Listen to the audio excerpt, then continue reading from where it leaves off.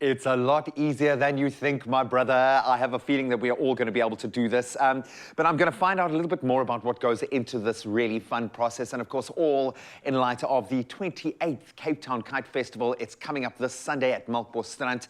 Perfect setting for it. Hopefully we'll get the perfect conditions. And we're back with kite maker, kite flyer, and member of this community, Marie Lane. And she's about to take us through the steps of how we can create our very own kites. And as I've seen, it's a lot easier than you think. But you obviously have a lifetime of knowledge and background in this space. So I thought, let's first set the scene so that people can start together, because I know people, okay? Some of us are going to want something simple just to get our kids out there. Other people are going to want to spend weeks building the most spectacular kite, like Africa Burn style thing you've ever seen. So in your experience, what are the basics? What do you need to start making a kite? If I could ask you to list maybe the 3 materials that you need to have in your possession to start kite building, what are they?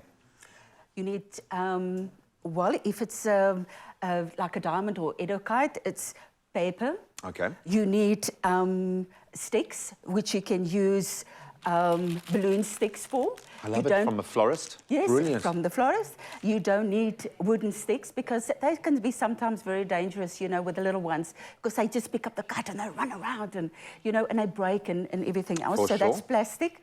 You need rope, obviously, and a pair of scissors, and you need some sellotape just to stick it all together, and yes, and then off you go. It really is as simple as that. Okay, so we're actually going to start with this guy right now, and I'm going to swap places with you so I can start learning my hands and you can guide me through it. Of course, yes. So we can swap sides there. Yes. I'm just moving myself away from the soldering iron, because I'm normally not allowed to use things like that. Okay, so we've got, this is to prove just how simple and easy it can be. Okay, so we've got our beautiful sheet of plastic here. Correct. Which we got from a florist as well, as I understand it. Great. Yes, correct. Where do I start? Okay, now, normally when you start off, you need a little pattern. Okay. So that I've done on paper.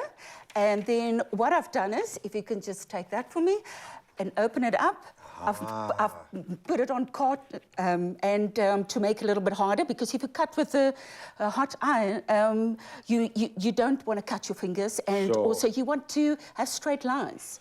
You want it to look, it must be asymmetrical to get the best possible flight. Okay, so we're going to get fully stuck in here. I'm getting really excited because I will be allowed to use the soldering iron this morning. We are creating a kite in honor of the 28th Kite Festival happening here in Cape Town on this Sunday. That's the 9th.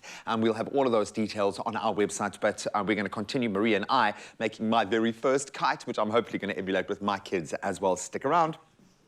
It's my feel-good breakfast show. Now, speaking of rising up, we are back with a kite maker and our very good friend of the show, Marie, and she's wrapping up our final steps at creating our own kites. I can't believe how easy this has been, and take nothing away from the incredible creations. I mean, you get a spectrum of kites up in the sky, but this is how easy it is for you and your kids to get involved, and I think that's my take home. So we've created our base. We've just used this plastic cellophane. We've gone for a pink and grey motif here. Now we're creating little wind tunnels above.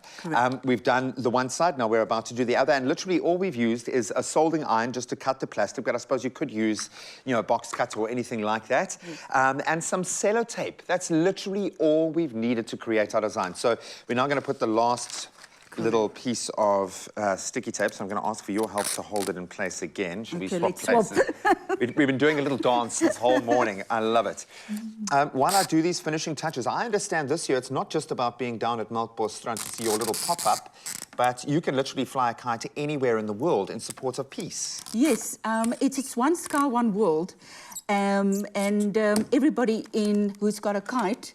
And it's also very known in the kite industry that everybody flies on that Sunday. Wow. It's for peace, yes. I love that. So you can be part of a global phenomenon. I would imagine that on the social media platforms, this is going to blow up, because visually, it just looks so good.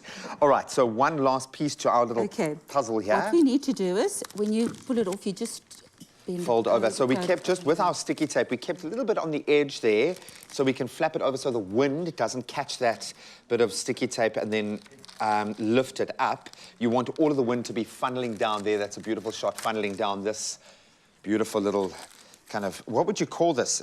It's pockets. A pocket that's going to give it that like extra a wind lift. pocket. Yes. Beautiful. So we folded those edges. There we go. That's that. Then you take the rope, and you take about a meter, because you need about a meter of each. So it's. Okay.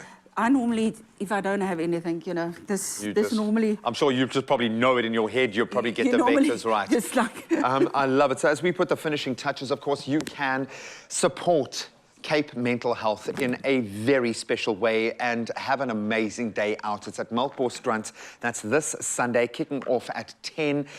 Go and see Marie's creations, and trust me, what we've seen on set here is just a pale shade of what you'll see in the sky that day. Make your own kite, or just take your kids out there to go and experience the spectacle.